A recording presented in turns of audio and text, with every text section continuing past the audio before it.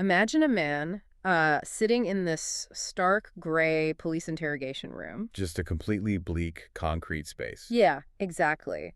And his briefcase is sitting open on the metal table right between him and the detectives. And we know it's inside that briefcase. Right. Well, inside's a large knife, a length of coarse rope, and a jar of lubricant. A literal murder kit. A murder kit. Yeah. And it is 1984. This man was just detained while hunting at a crowded transit station. Which is, the exact type of transit station where dozens of marginalized people have just vanished without a trace over the last several years. It's all right there. If you're looking at this file today, you are practically screaming at the pages. I mean, the investigators have him. They absolutely have him. He is dead to rights. Dead to rights. And yet, the detectives apologize to him, they hand him back his murder kit, and they just let him walk right out the front door. To kill at least 22 more times. It's insane. So today, we are analyzing how an entire empire's structural design made that exact moment of catastrophic blindness possible. Because it is one of the most chilling moments in criminal history, largely because it wasn't born of corruption or laziness. Right. It was born of systemic design. Welcome to this deep dive. Now, right out of the gate, I want to establish our mission here. This is a special format we call Control Studies. Which means we are not doing a standard true crime recap. No, absolutely not. We are not here to indulge in horror or sensationalism or, morbid curiosity. We are taking a very clinical, highly analytical approach today. You could think of it as an autopsy of an operational failure. Right. We analyze case studies to understand how real serial killers actually operated, how they built their systems of evasion, and most importantly, we pinpoint the specific methodology failures that ended their operations. We're intellectually exploring what a smarter, more disciplined, and fundamentally tighter approach would have looked like. Exactly. We are reverse engineering the machinery of evasion. We're asking, how did the system hold up for over a decade? Mm-hmm. And at what exact structural stress point did it finally fracture? And the subject of our deep dive today is the Soviet serial killer, Andrei Chikatilo. A really complex case. Very complex. And the sources we've compiled for you today are a dense stack of historical and forensic case files. They detail his background, his evasion tactics, the psychological dynamics, and of course, his ultimate capture. So our mission is to dissect the mechanics of his 12-year operation. We really want to understand how he exploited a massive, rigid bureaucratic system. Because that is where the real lessons lie, right? What's fascinating here is that the most compelling element of this case isn't the violence itself. Yeah. The violence was rigid, it was repetitive, and it was entirely driven by compulsion. The truly fascinating element is the architecture of invisibility he built to protect that compulsion. He managed to construct this 12-year operational shield, basically. Right, through a combination of brilliant bureaucratic camouflage, systemic ideological blind spots, and an incredibly rare biological anomaly. So we need to understand the soil this operation grew out of. Let's look at the foundation of this invisible man camouflage. We have to start with his birth in 1936. Right, in a small village in the Ukrainian Soviet Socialist Republic. And the timing and the location here are absolutely critical. Because this was during one of the most devastating, just catastrophic famines in Soviet history. The scale of starvation during that period is, it's almost incomprehensible to a modern observer. We are talking about an environment of absolute scarcity, sheer desperation, and total social collapse. Mm-hmm. Survival was literally the only metric of success. Right. And the sources note that his early childhood was entirely shaped by this starvation. There was a claim he made later in life, which is unverified. We should clearly note that. Very important to note. But the claim was that his older brother had been cannibalized by starving neighbors. Which is horrifying. Horrifying. Now, whether that actually happened or whether it was just a dark fable his mother told him to keep him from wandering off, the fact that this was the foundational mythology of his childhood speaks volumes. It does. His baseline reality was that the world outside his door would literally consume him. But then we get to the verified facts. And this is where the institutional relationship really begins. His father was captured by German forces during the war. And because of the rigid rules of the Soviet state at the time, simply being captured resulted in his father being labeled a traitor. Which is such a crucial bureaucratic detail. Right, because the state did not look at the context of the capture. They didn't care if he fought bravely and was just overwhelmed. No, the mere fact of capture tainted the entire bloodline. It left the family politically and socially marked. I really want to frame this for you because it's so alien to how we think today. Imagine carrying an institutional mark from childhood. Like an invisible scarlet letter. Yes, exactly. In a society where conformity and state approval are the only currencies that matter. If you are politically tainted from day one, you learn very quickly that visibility equals danger. You learn that standing out, even slightly, invites the crushing weight of the state machinery. It shapes a fundamental, desperate need to hide. And on top of this societal impotence, the sources verify that he experienced early, lifelong sexual dysfunction and impotence. He was unable to maintain normal sexual relations throughout his entire life. So you have a convergence of complete powerlessness. He is politically powerless because of his father. Right? He is socially powerless in a collectivist state. And he is physically powerless within his own biology. That multi-layered impotence is the engine, right? But the genius, if we can use that word strictly in a clinical sense of his adult life, was how he channeled that need to hide. Because you would assume someone with that level of social terror would just, retreat to a cabin in the woods. Become a hermit, disconnect from society entirely. But he didn't. He hid in plain sight. He did, and that is the first major operational lesson here. True invisibility doesn't come from avoiding the system. Right. It comes from becoming completely indistinguishable from the system. By his 40s, he was married, he had 2 children, and he presented this flawless facade of an ordinary Soviet family man. He constructed the exterior of a complete and unremarkable citizen. He was a teacher for a while, but then he transitions into what I think is the most mind-bending part of his camouflage. The supply clerk position. Yes, he becomes a supply clerk for a large factory. At first glance, a supply clerk sounds like the most boring, dead-end bureaucratic job on the planet. Just a nameless paper pusher. Right. But in the Soviet system, that paperwork was actually a shield, wasn't it? It was an absolute masterpiece of camouflage. Yeah. It was his most crucial operational asset. Tell me more about how that worked. Well, to understand why, you have to look at the mechanics of mobility in the Soviet Union at that time. Citizens didn't just travel randomly. You couldn't just take a road trip. No.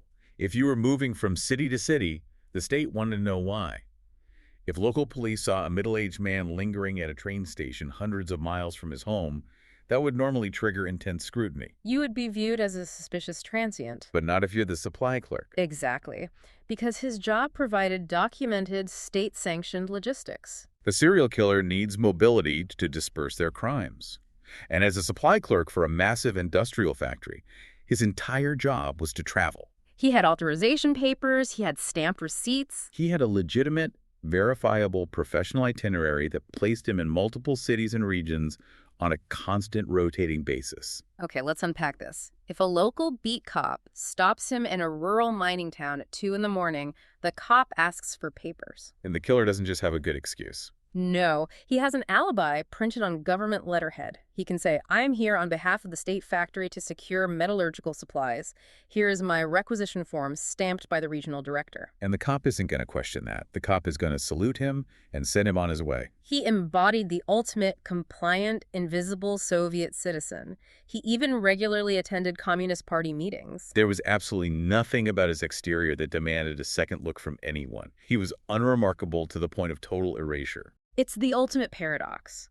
The system that terrified him as a politically tainted child became the very cloak he wore to become invisible as an adult. He wrapped himself in the gray, monotonous fabric of Soviet bureaucracy. And this perfect camouflage gave him the logistical freedom, the absolute operational blank check he needed when his psychological urges finally snapped into action. Which brings us to the methodology itself, the catalyst. Right, the moment the internal pressure found its release. December of 1978, a small mining town south of his home city. The victim was a 9-year-old girl named Lena. He lured her into an abandoned shed near her home.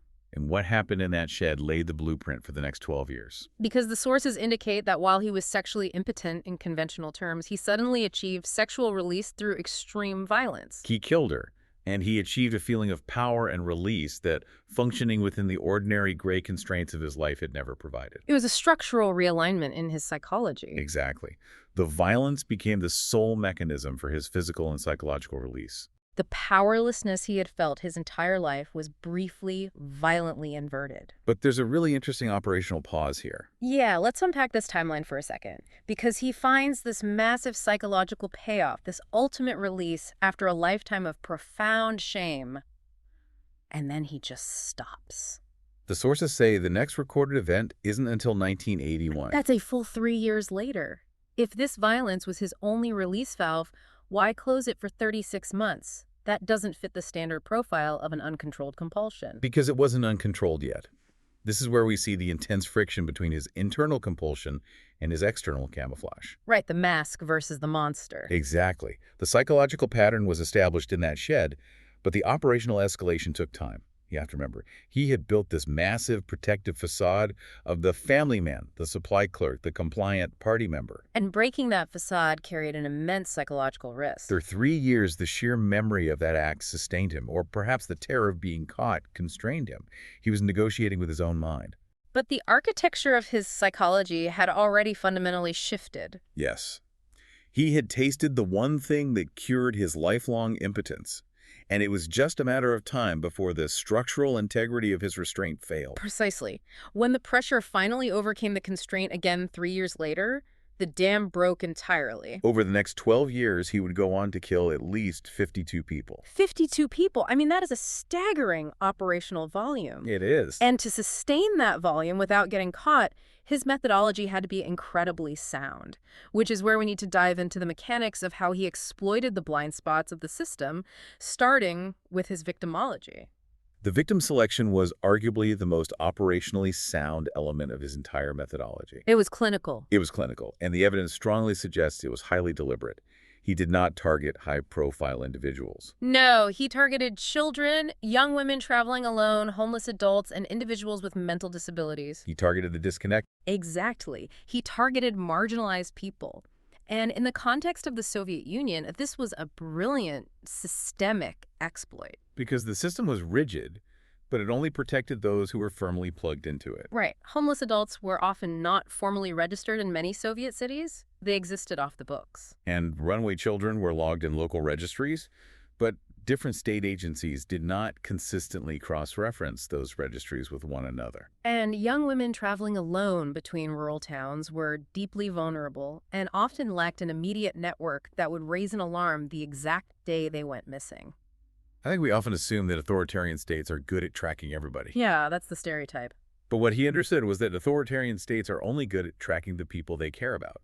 If a high-ranking party official goes missing, the entire state apparatus stops and looks. But if a transient person without state registration goes missing, the paperwork might not even be filed for weeks, if at all. He was selecting victims that the state machinery was already actively ignoring. And he paired this perfect victimology with a flawless geographic strategy. The transit hubs. Our sources show he operated almost exclusively around train stations, bus terminals, and transit points. Let's paint the picture of this hunting ground.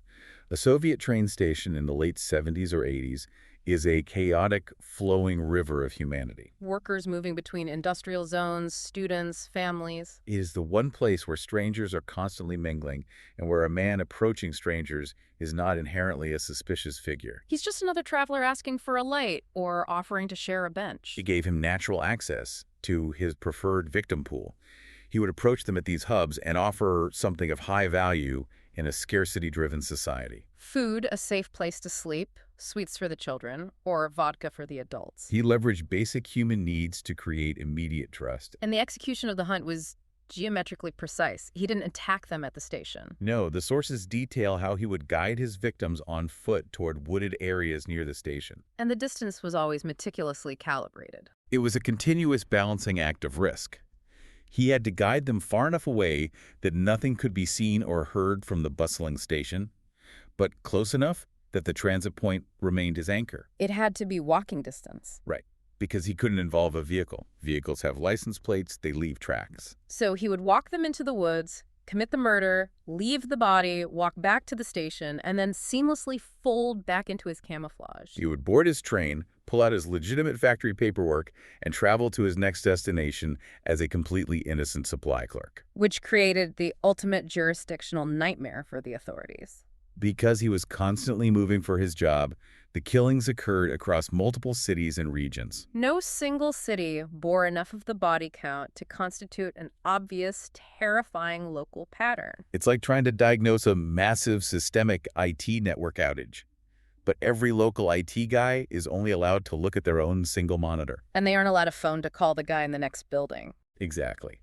Each local detective is staring at one isolated tragedy, completely unaware that if they could just see the network data, they would see a massive, systematic operation. If we connect this to the bigger picture, you have to understand the lack of data sharing at the time. There was no coordinated national database for violent crime in the Soviet Union that could instantly flag a matching modus operandi across different republics. The pattern was nearly invisible because of fragmentation. And that structural isolation is fascinating, but it actually gets worse. Yeah, it does. Because even when some detectives started to notice the shards reflecting a pattern, the system actively refused to look at it. This is where the investigation transitions from a logistical failure into a profound ideological failure. Yes, we have to look at the political framework they were operating under. And we must neutrally report the historical reality here, based purely on our sources. In the early 1980s, the Soviet state operated under a very specific ideological doctrine regarding crime. They viewed serial murder not as a human pathology, but as a political one. Specifically, it was viewed as a pathology of capitalism. According to strict party ideology, serial killing was the product of alienation, economic exploitation, and the moral collapse of the West. It was a symptom of a diseased capitalist society. So the logic dictated that because the Soviet Union was a communist state, allegedly free from capitalist exploitation, it was therefore immune to the disease of serial murder. To acknowledge that a serial killer was operating within their borders meant admitting a fundamental failure of the communist project itself. It was politically impossible to say the words serial killer out loud. It created an environment where the truth was dangerous to the investigators themselves. When detectives noticed similarities in the murders and tried to link them in their reports, they faced immediate pushback from party officials. Resources were withheld. The case was actively kept out of the public eye because publicizing it would be a state admission that the ideology was flawed. So enter Victor. Right. In March of 1983, a forensic analyst named Victor is assigned to lead the investigation. And you have to feel for this guy. He is handed an absolutely impossible task. He had officers, she had some resources, but what he completely lacked was institutional honesty. He was a man trying to catch a ghost in a system that mandated everyone keep their eyes closed. The investigative apparatus around Victor was not designed to pursue open-ended, complex inquiries that reflected poorly on the state's safety. It was designed to close cases quickly, secure confessions, and maintain the illusion of perfect societal order. And that intense top-down demand for closed cases resulted in the greatest tragedy of the investigation, the Alexander tragedy. Let's go back to the very first killing, the 9-year-old girl, Lena, in the mining town in 1978. The local police needed a closed case. The party bosses were demanding a neat resolution. So they found a man named Alexander. He was a local, and crucially, he had a prior conviction for sexual offenses. He was the perfect scapegoat. He was a known entity to the police. He fit the profile of a degenerate in the eyes of local authorities. So they arrested him, and they squeezed him. He confessed. And the sources note it was almost certainly under severe duress. He was charged with her murder, convicted, and in 1984, he was executed. The state killed him. And he was entirely innocent. And the real killer was still out there, operating with total impunity. But this raises an important question regarding the structural failure of the investigation. Yeah. The execution of Alexander's didn't just end an innocent life. It acted as a massive concrete block dropped on Victor's entire operation. Right, because it forced the local investigators to officially close the file on that first foundational case. Think about the institutional bind they just created for themselves. When more bodies kept appearing in 1983 and 1984, displaying the exact same methodology as the girl in the mining town. The implication sitting in Victor's files was radioactive. To acknowledge that the new murders were connected to the first murder was to officially acknowledge that the Soviet state had just executed an innocent man. It would require the police to go to the party officials and say, we were wrong, the system failed, we killed the wrong guy, and by the way, we still have a serial killer. That level of institutional courage simply did not exist. The system demanded denial. So the system essentially puts a blindfold on itself to protect its ideology and its ego. But the tragic irony is that even with that blindfold on, they accidentally bump right into him. It's 1984, and this brings us to one of the most astonishing forensic anomalies in criminal history. This is the moment where sheer luck entirely favored the killer's operation. The killer is at a bus station in a city called Rostov, hunting. A local police officer detains him. It's a routine stop. The killer looks a little disheveled, so they pull him aside and they search his briefcase. And inside that briefcase, they find a knife, a length of rope, and a jar of lubricant. The officer brings him in. He is at a transit hub exactly where the bodies are disappearing from, carrying a literal murder kit. This is it. The case is solved. Any rational investigative lens would focus entirely on him at this moment. He is the prime suspect. They know he travels for work. They have the geography. So they take him in, and they conduct a standard blood test to compare his biology to the evidence recovered from the crime scenes over the years. And here's where it gets really interesting, because the investigators didn't fail out of incompetence here. No, they didn't let him go because of political pressure or corruption or laziness. They let him go because they followed the absolute best forensic science available to them at the time, and the science lied to them. It was a scientific false negative caused by an incredibly rare biological anomaly. The killer was what is known clinically as a non-sequitur. We have to break this down because if you're not a forensic biologist, this sounds like science fiction. What exactly is the mechanism of a non-sequitur? In basic biological terms, for the vast majority of the human population, around 80%, the antigens that determine your blood type are also secreted into your other bodily fluids. Like saliva or sweat or semen. Exactly. Yeah. If you have type A blood, Right. a forensic scientist can test your saliva left on a glass or semen left at a crime scene and find type A markers. That is the biological standard. So if a killer leaves evidence at a scene, the lab tests it, finds type A markers, and says, "We are looking for a suspect with type A blood." Precisely. But he was in the 20% minority. He was a non-sequitur. Okay. For a non-sequitur, those blood type antigens are present in the blood, but they are not present in other bodily fluids. Wow. When the Soviet investigators tested the semen recovered from the victims over the years, it registered as one specific biological profile. But when they drew blood directly from the killer's arm during his detention in 1984, his blood type registered completely differently. It's like having a security badge where the RFID chip scans as employee A, but the photograph clearly shows employee B. To a lab technician in 1984, looking at those two test results side by side, it is binary. It is a biological impossibility that these two samples came from the same human being. The blood in the vial and the evidence from the woods appear to belong to two entirely different people. And you have to respect the scientific process of the investigators in that specific moment. They didn't ignore evidence. They trusted the hard scientific data over circumstantial suspicion. They conclude, based on empirical biological testing, that he could not possibly be the source of the crime scene evidence. So they apologize for the inconvenience, hand him back his briefcase with the knife and the rope, and they let him walk right out the front door of the detention center. And the cost of that scientific false negative was astronomical. Because the system operated flawlessly on a false premise, he was released and went on to kill at least 22 more people. 22 more victims. Because the science cleared him. And the shield of that blood test was so strong that it permanently protected him. The sources state that by 1987, the investigation had finally grown to an enormous scale. The state couldn't ignore the body count anymore. They had hundreds of officers deployed across train and bus stations. They were recording anyone acting strangely. His name had actually surfaced in the files more than once. He was even placed on a nationwide suspect list. But every single time his name came up, some detective would look at the file, see the blood test results from 1984, and cross him off the list. The blood test was considered the cleanest, most unassailable piece of forensic evidence in the entire case, and it acted as a permanent get-out-of-jail-free card. The system was working exactly as designed. It just didn't know the parameters of the biology it was testing. But think about the psychological impact of that on the killer himself. With the authorities scientifically blinded and him realizing that even when he was caught red-handed with a kill kit, he could walk away. Something shifted internally. The external pressure was gone, but the internal pressure was boiling over. His discipline was eroding. This is where we see the psychological architecture begin to collapse under its own weight. For the first several years, as we discussed, his restraint was remarkable. Gaps of months, sometimes over a year between kills. He was managing his compulsion. But by the late 80s, the operational discipline was failing. The gaps shrank. The sources quote his eventual confession, where he described the escalation as feeling almost involuntary.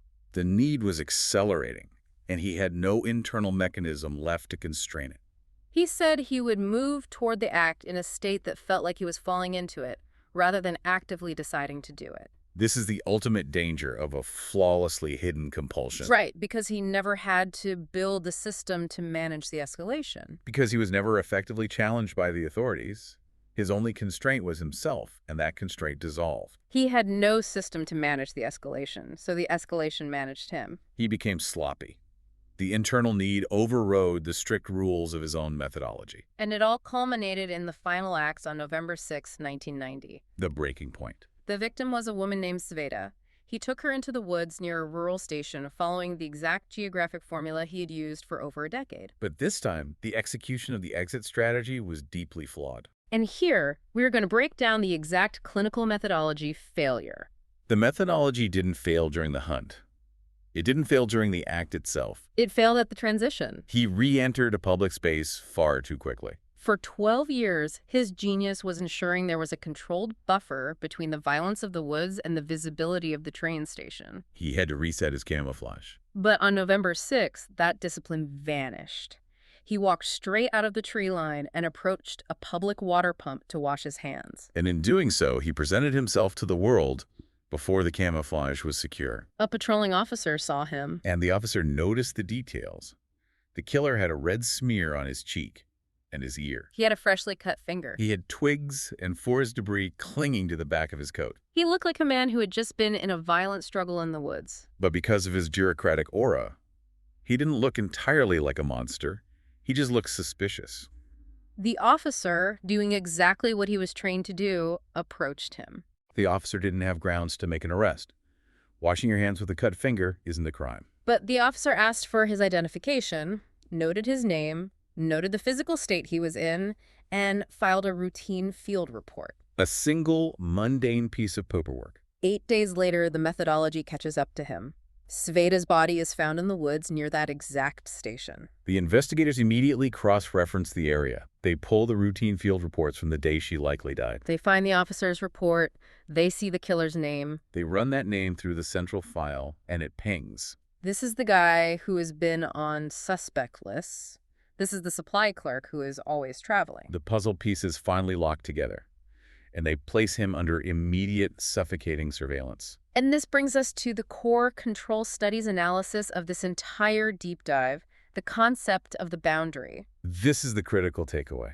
Look at everything his methodology survived over 12 years. It survived intense police pressure. It survived the ideological blind spots of the entire Soviet state. It even survived a forensic anomaly that scientifically cleared him. It was a fortress, but it failed at the boundary. The boundary being the exact moment of transition. Yes. The moment of return from the hidden act back into public life is the highest exposure point in any operational sequence. It is the airlock. Exactly. While you were in the woods, you were hidden. While you were on the train, you were camouflaged. But stepping from the woods onto the train requires a shift in state. You have to shed the reality of the violence and put the suit of the supply clerk back on. If you fail to completely zip up that suit, if a single red smear remains, the entire operation is exposed. Discipline either holds at the boundary or it doesn't hold at all. A smarter, more disciplined approach, if we are analyzing this purely structurally, would have mandated a strict, unyielding decontamination protocol. A forced, delayed re-entry into the visible world to ensure the physical evidence of the act was entirely erased before stepping back into the light. Because he rushed the boundary, he destroyed 12 years of work in a matter of seconds at a public water pump. You know, the themes discussed here are fictionally explored in the novel titled Adam, a psychological thriller about a killer who studied real historical failures and corrected them, available on Amazon Kindle. So the boundary is breached. The surveillance is on him. The invisibility cloak is officially ripped away. Let's look at the collapse, the confession, and the post-mortem of this operation. Once the state apparatus actually focused its gaze on him with clear vision, the collapse was incredibly rapid. November 20, 1990.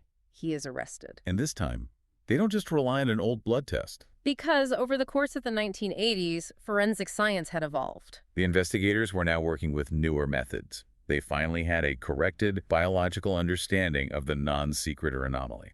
They took a new blood sample while he was in custody, applied the advanced scientific understanding of his specific antigen presentation, and they were able to unequivocally match his biology to the semen recovered from multiple crime scenes over the past decade. The scientific shield was gone. The physical evidence was undeniable. But what is truly revealing is his psychological response to the arrest. The confession? Between November 30 and December 5, he sat down with investigators and he talked. And he didn't just admit to the murders they knew about. No, he provided detailed clinical accounts of 56 murders. That is 4 more than the 52 the investigation had confirmed up to that point. And the tone of that confession is vital to understand. He described each killing with absolute precision. There was no intense distress, no manic breakdown. If you analyze the psychology of that confession, it wasn't a man crumbling under the weight of guilt. It was a man experiencing profound relief. Relief from the camouflage. Exactly. For 12 years, he had been expending a massive amount of psychological energy, maintaining the architecture of the invisible supply clerk while containing this raging, escalating compulsion. The effort of hiding what he was had to be exhausting. Sitting in that interrogation room, finally explaining the mechanics of his own mind, was a release. He didn't have to hide anymore. The internal pressure was finally permanently vented. The aftermath was swift by historical standards. He was tried in 1992. He was executed in February of 1994. And, as a tragic but necessary postscript, Alexander the innocent man who was executed for the very first murder back in 1984 was officially, posthumously exonerated by the Russian Supreme Court in 1991.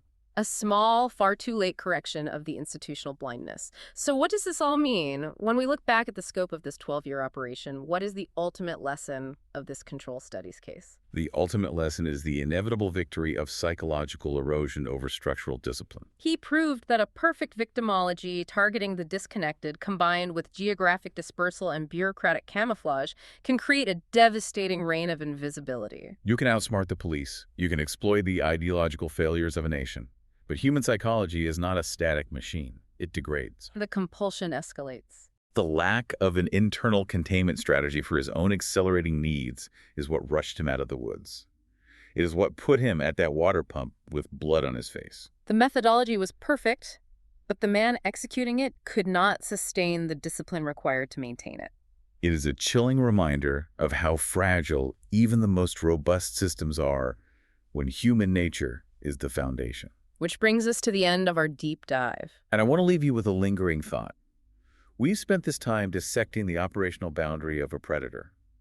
But think about the boundaries in our own lives. We all navigate transitions. We all have a version of ourselves we keep in private and a face we carefully present to the public. It is at those exact points of transition, the doorways we walk through, the commutes to work, the moments of re-entry into social spaces, where our true, unvarnished selves are most vulnerable to observation. You let your guard down just as you turn the key in the lock. You exhale before you fully close the door behind you.